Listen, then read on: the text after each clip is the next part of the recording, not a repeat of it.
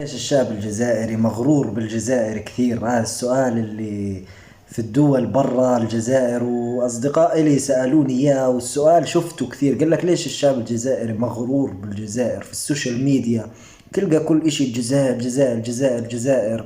فأجيت أوصل لك الفكرة على السريع، فكرة أنا فهمتها هون وأنا في الجزائر حاليا، فهمتها وما حداش حكى لي إياها، جيت أوصل لك إياها على السريع. لأنه في شخص قبل شوي سألني السؤال هذا، كنت بحكي معه، قال لي الجزائر دائما شو السوشيال ميديا الجزائر الجزائر الجزائر الجزائر ليش؟ حاب أوصل لك الفكرة.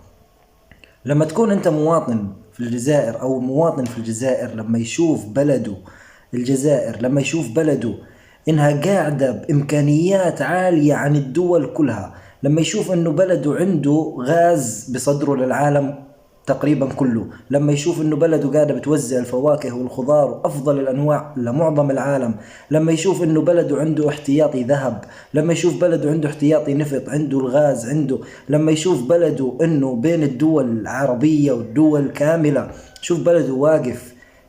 شوف الدول الأخرى قاعدة فيها مشاكل وبتنهار، لما يشوف بلده مش مديون، لما يشوف بلده قاعد بيصرف على ثلاث أربع خمس دول عندك علم فيها هاي، لما يشوف بلده قاعدة بتعطي دراهم للي ما بيخدم، للطفلة اللي ما بتخدم بيعطيها دراهم، الشاب اللي ما بيخدم، لما يشوف بلده بتعطي المواطن دار، بتعطي المواطن قطعة أرض، لما يشوف بلده قاعد بيتعالج مجانا وقاعد بيقرأ مجانا. سمعت كل هذول اللي أنا عديت لك إياهم؟ هنا أنت ممكن تفهم وتتخيل ليش الشعب الجزائري مغرور في الجزائر. لما يشوف قاعدة بلده بين دول العالم قوي، قوي، يشوف الدول اللي حواليه واللي جنبه يا عليها ديون يا بتنهار، يا زلمة الجزائر قاعدة بتسدد ديون دول. عندك علم فيها هاي؟ انت ما مستحيل يكون عندك علم فيها.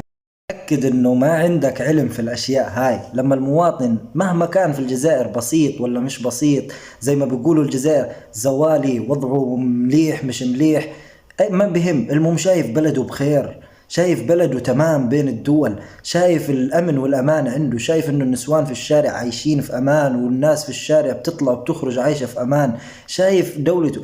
إذا قاعدة الدولة بتمدله يقرأ مجانا، قاعدة، بينما القراية في دول العالم كله تدفع عليها، معظم الدول بتدفع عليها، وأكثر الدول. العلاج مستشفيات ما بيخلصش عليه، قاعد بيعبي سيارته بنزين، بيعبيها فل كامل بنزين، مبلغ رمزي رمزي رمزي رمزي. بينما في الدول برا ممكن دول الأغلبية البنزين أسعارها في النار، ممكن تتعبي سيارتك بنزين ما يقارب تتعبيها كاملة $100. $100 أنت متخيل؟ لما يشوف هذا الاشي في بلده، مهما كان انسان وضعه المادي بسيط بسيط بسيط بسيط، العيشة الهنية مش دراهم وسيارات وهذا، لا، العيشة الهنية لما يشوف انه عايش في مكان بخير. فهمت علي كيف؟ عشان هيك الشعب الجزائري بتلاقيه دايما في مواقع السوشيال ميديا، تلاقيه مبسوط فخور، تلاقيه دايما بيحكي عن بلده، دايما بينزل عن بلده دايما.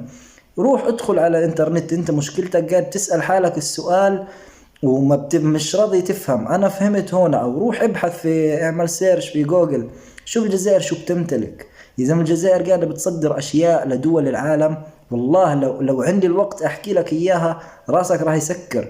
الجزائر قاعدة بتمد للشعب اشياء برضو لو اعد لك اياها راسك راح يسكر. انت متخيل اللي انا قاعد بحكي لك اياه؟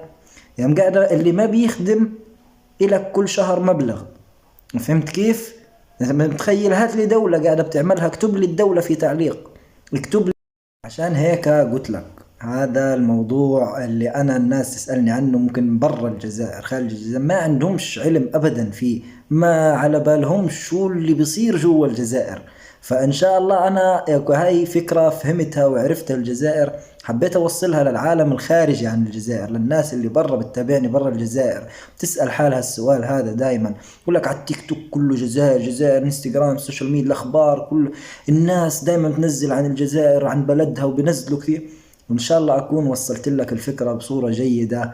فالشعب الجزائري هنا مبسوط في بلده، مرتاح في بلده الجزائر، لأنه شايف بلده بالأفضل، بينما أنت نفسك شايف دول العالم شو اللي قاعد بيصير فيها، بينما شايف بلده في المكان السليم، حتى لو وضعه المادي شوي صعب لكن شايف بلده بخير، وأموره هو تكون بخير، وبيتمنى، هذا هو دائما بيتمنى يشوف بلده بخير. فهمت علي كيف؟ الله أنا تضلها بخير ويضلوا شايف بلده بخير، وفهمتك حبيت أوصل للجميع شو الجزائر بتقدم للمواطن. ما شاء الله دخلت جنتك قلت ما شاء الله ما شاء الله، واللهم صل على سيدنا محمد. ربي يديمها فرحة على الجميع، وربي يديم الرضا على الجميع، وتحيا الجزائر حكومة شعبا وطنا.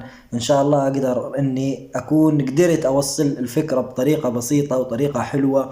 وتحياتي إلكم جميعا.